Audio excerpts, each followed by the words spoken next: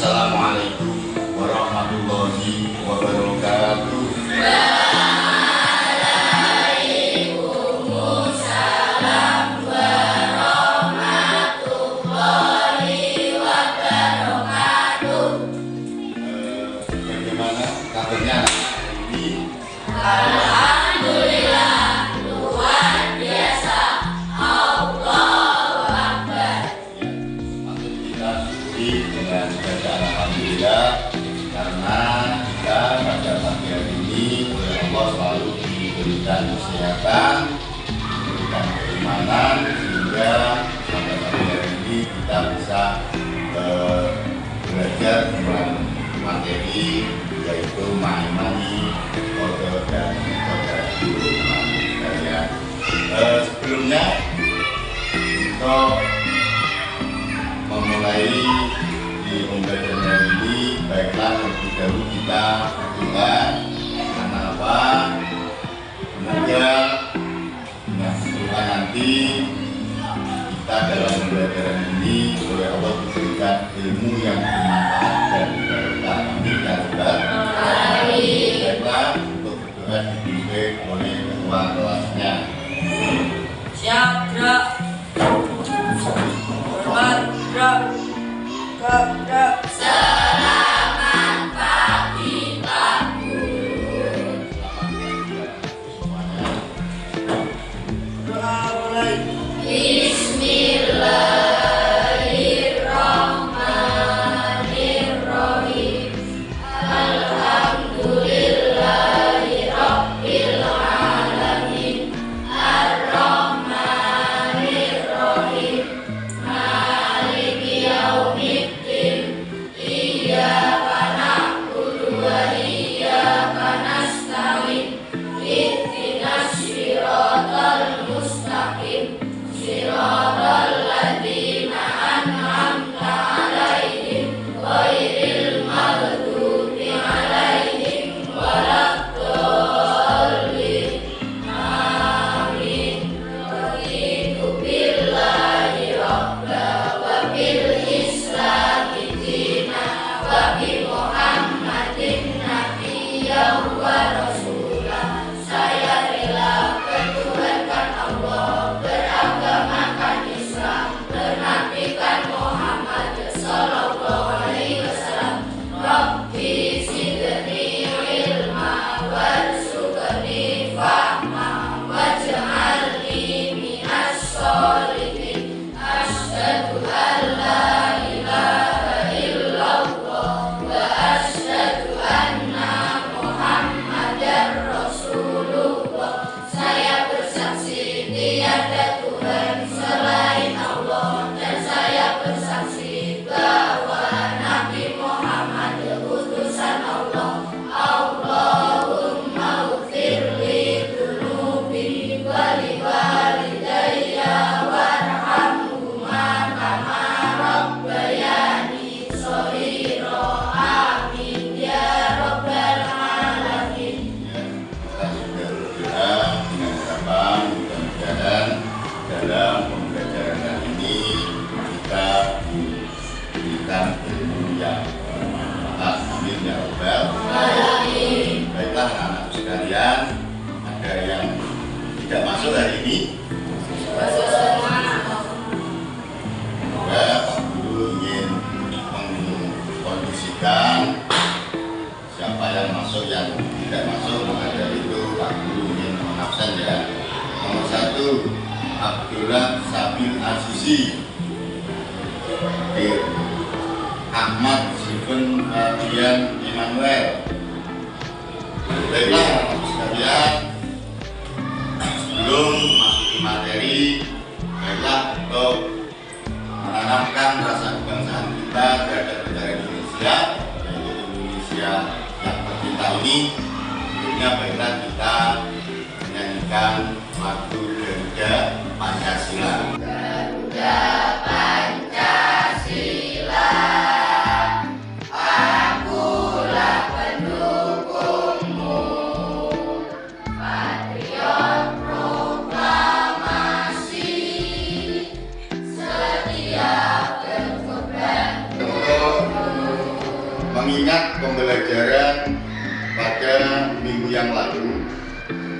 kita memulai pelajaran yang seterusnya, yaitu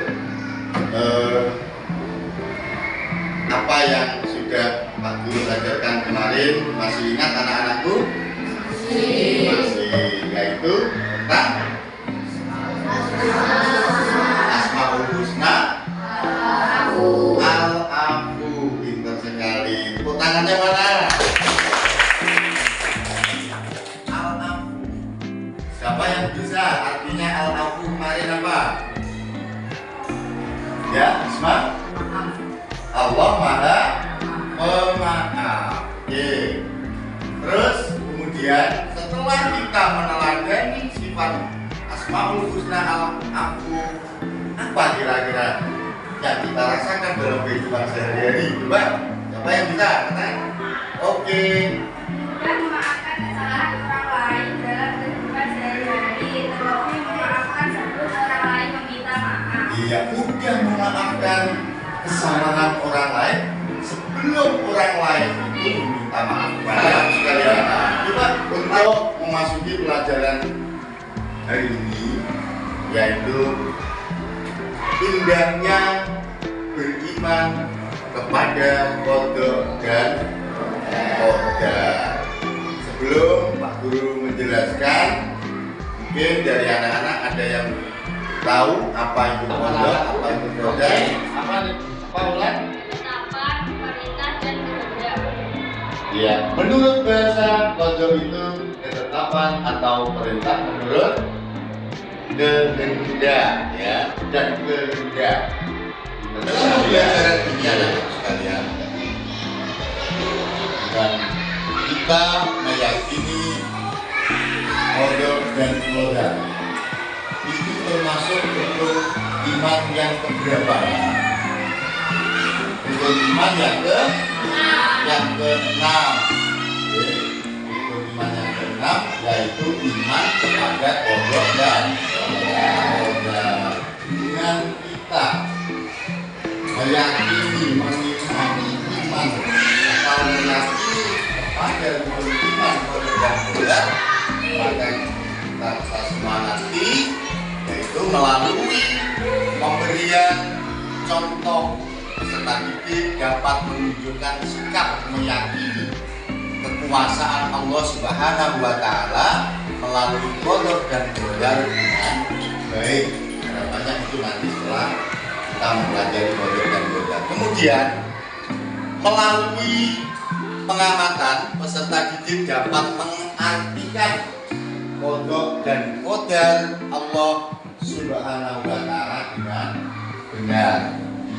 Berikutnya, melalui ceramah dan tanya jawab, peserta didik dapat menjelaskan hikmah qada dan qadar Allah Subhanahu wa Ta'ala.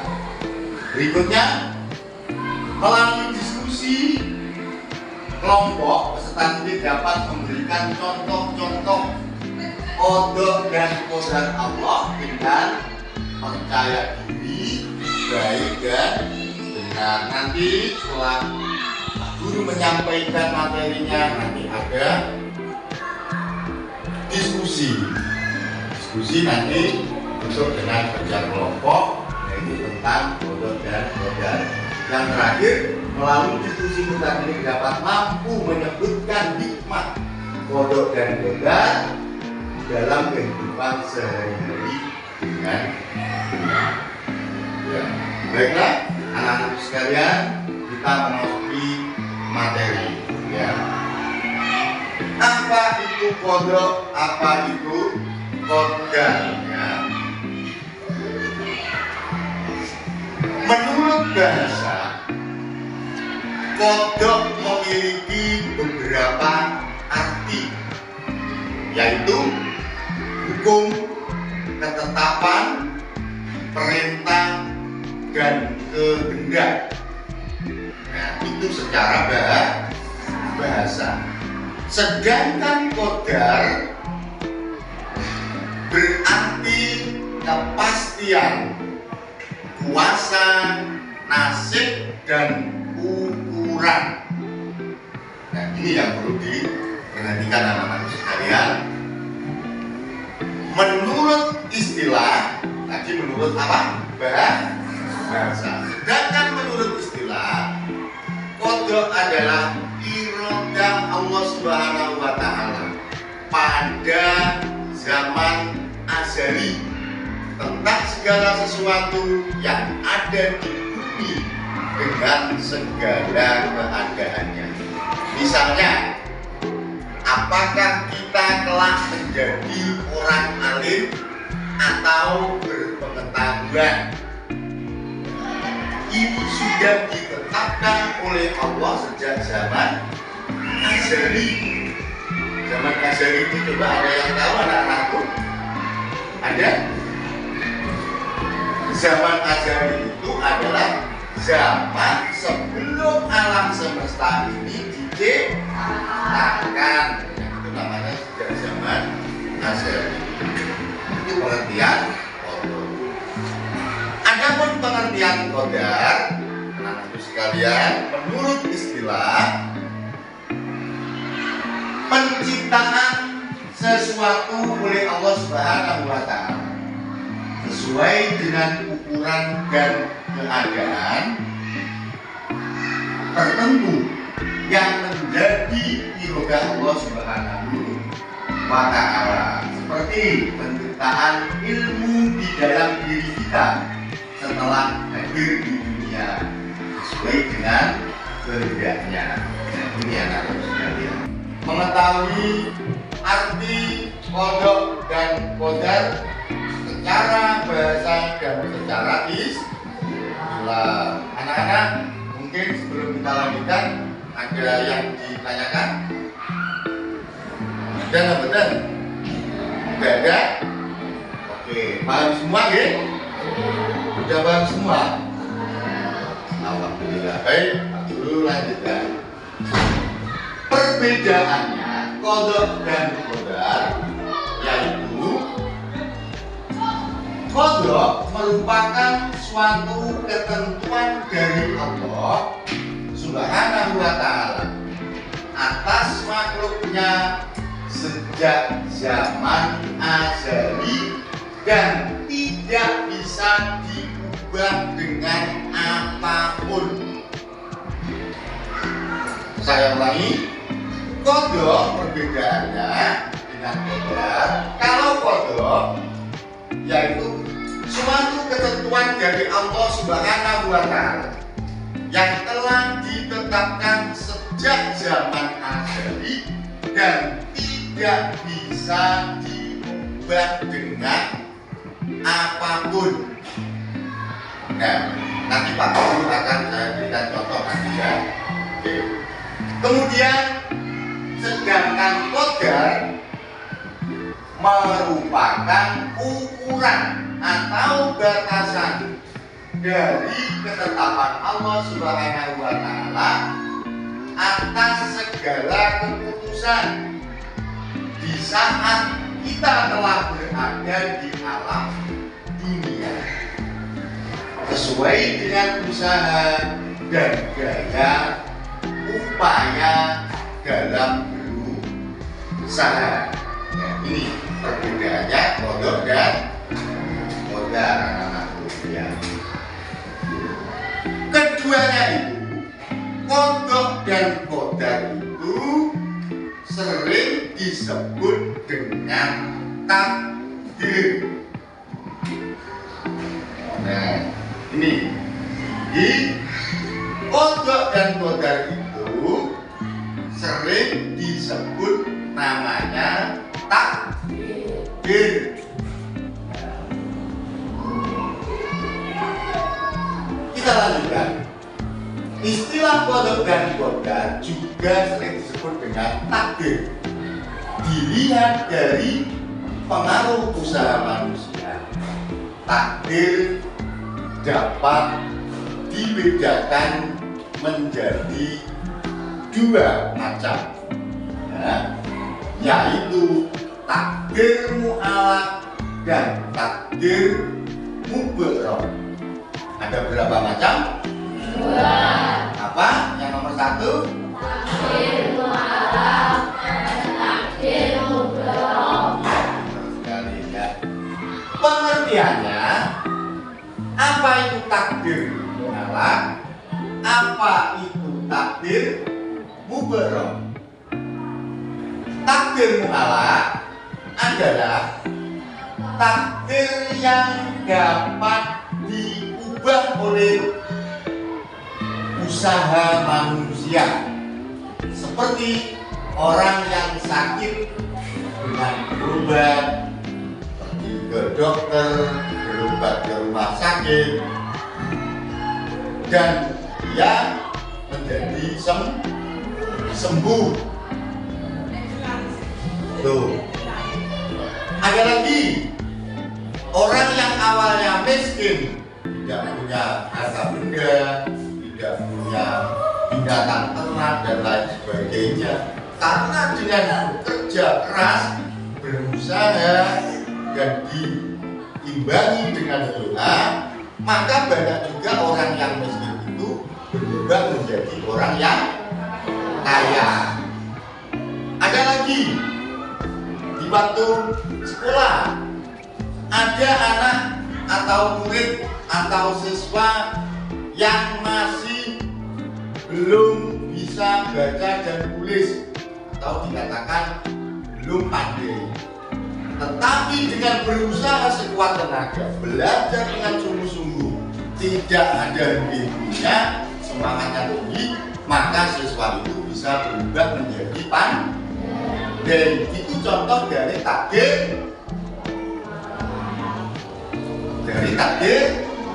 mu'allaq. Kemudian saya lanjutkan takdir mubarrah.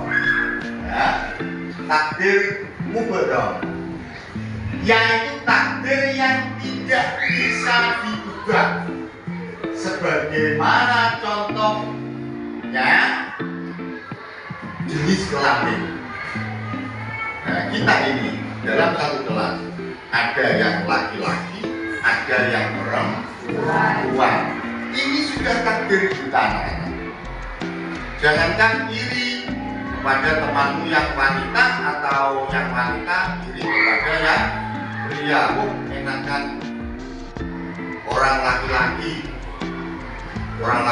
itu tidak nantinya tidak mengurus rumah tangga, tidak mengurus anak-anak. Nah, itu jangan seperti itu. Kita harus bersyukur apa yang sudah ditetapkan oleh Allah kepada kita semuanya itu adalah ada hikmah yang terkandung di dalamnya. Ya, lagi. Takdir mu'allaq, takdir mubarrah itu contohnya lagi adalah kematian manusia. Manusia meninggal dunia itu tidak terpandang di usia yang tua saja. Pernah kita lihat dalam kehidupan sehari-hari di sekitar kita, di lingkungan atau di desa kita, orang yang meninggal itu tidak orang yang usianya tua saja. Adakah anak-anak yang bayi baru lahir meninggal? Adakah anak-anak yang usia TK bahkan sampai kelas 6 yang meninggal dunia? Ada. Seusia Pak Guru, seusia orang tua kalian dan lain sebagainya. Dan ini sudah merupakan takdir Allah yang tidak bisa dihindari. Ini contoh dari takdir mubarrah, takdir yang tidak bisa diubah. Nah, yang satu lagi contohnya adalah jodoh. Jodoh juga merupakan takdir Allah dan tidak bisa diubah lagi. Ini anak-anak sekalian. Baiklah, belum kita lanjutkan, mungkin ada hal-hal yang perlu dipertanyakan yang kurang paham. Ada? Tidak paham ya? Alhamdulillah. Baik, kita lanjutkan ya. Nah, itu dalil tentang qada dan qadar itu.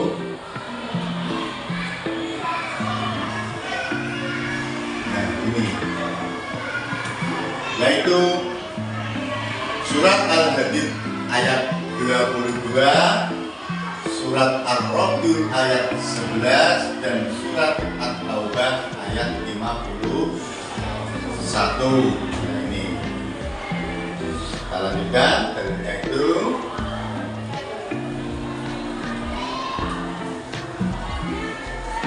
Nah, kemudian anak-anakku, setelah kita meneladani qada dan qadar, tentunya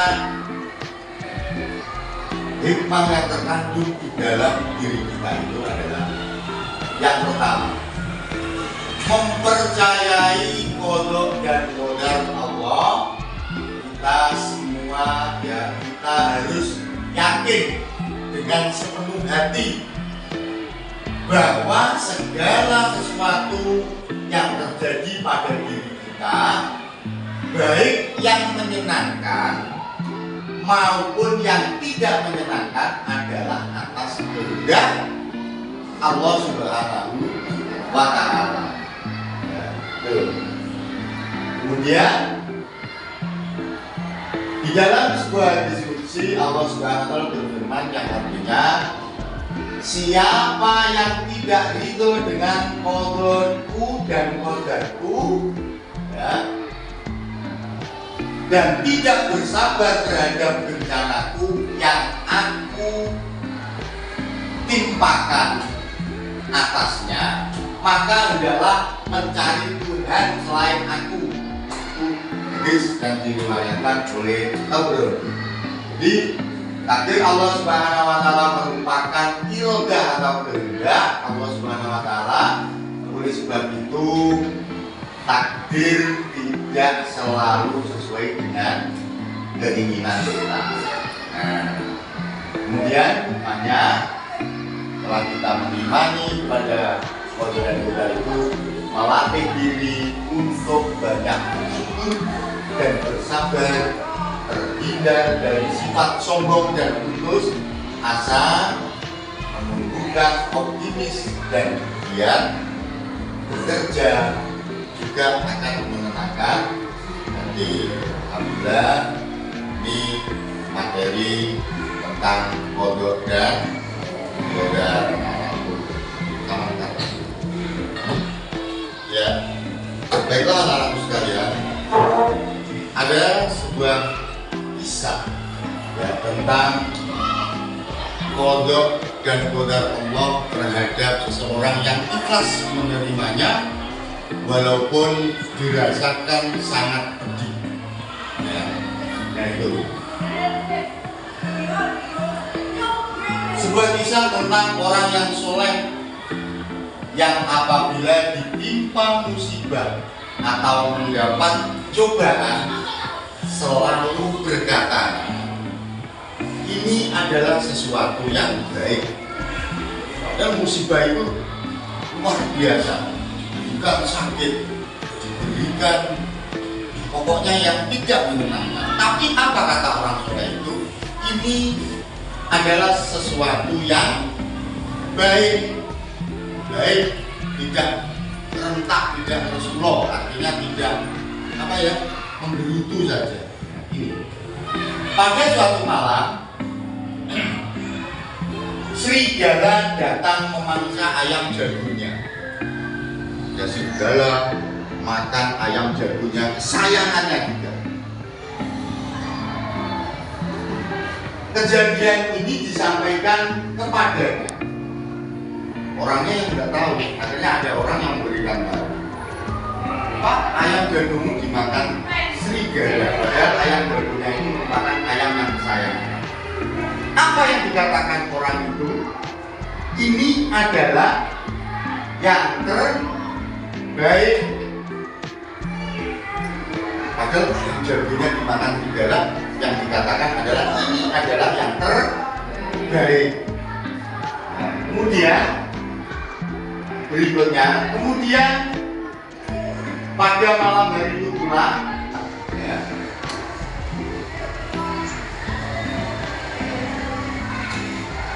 ada keledainya. Keledai itu semacam kuda, meringkik.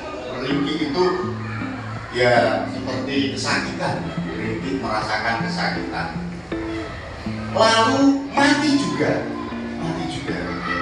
Ia pun juga berkata, ini adalah sesuatu yang terbaik.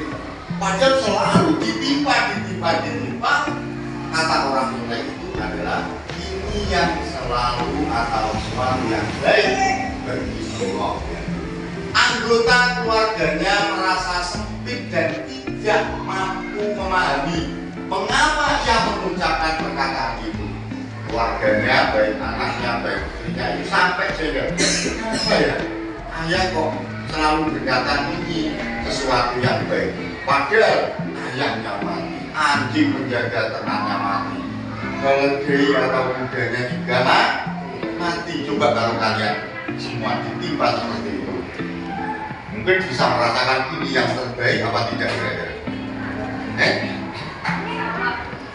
Bisa ya? Alhamdulillah, karena ini sudah merupakan ketetapan Allah. Ya, anak-anak sekalian, untuk pembelajaran kali ini kita ada materi yaitu tentang KPD-nya diskusi ya. Diskusi nanti Pak Guru akan memberikan ini lot atau undian ya, nanti sesuai dengan jumlah anak untuk nomor undiannya dalam membentuk kelompok. Pak Guru akan memberikan nanti di juga ya. Oke, silakan mengambil satu anak satu orang. Bertiga nanti dibuka bersama-sama ya. Oke, 1, 2, 3. Sudah kalian terima itu terbentuk 5 kelompok ya. Ada kelompok 1, kelompok 2, kelompok 3 dan kelompok 4 dan 5. Nah, ini dari masing-masing yang kalian terima, siapa yang mendapat nomor 1? Angkat tangan. Ya, silakan gabung ke kelompok 1. Jadi, sekalian dalam diskusi ini tugasnya yaitu telah saya sampaikan materi penjelasan tentang takdir mu'alaf dan takdir mu'lom. Nah, tugas kalian adalah nanti untuk memilih dari ini yang sudah Pak Guru buat, nanti dipasang di tempel sesuai dengan apa yang sudah dijelaskan tadi. Nah, mana yang takdir mu'alaf, mana yang takdir mu'lom. Maka dari itu silakan perwakilan kelompok untuk mengambil kuis ini. Kelompok 1 silakan. Ya, dimusyawarahkan dulu, dilihatkan sama kemana kelompoknya.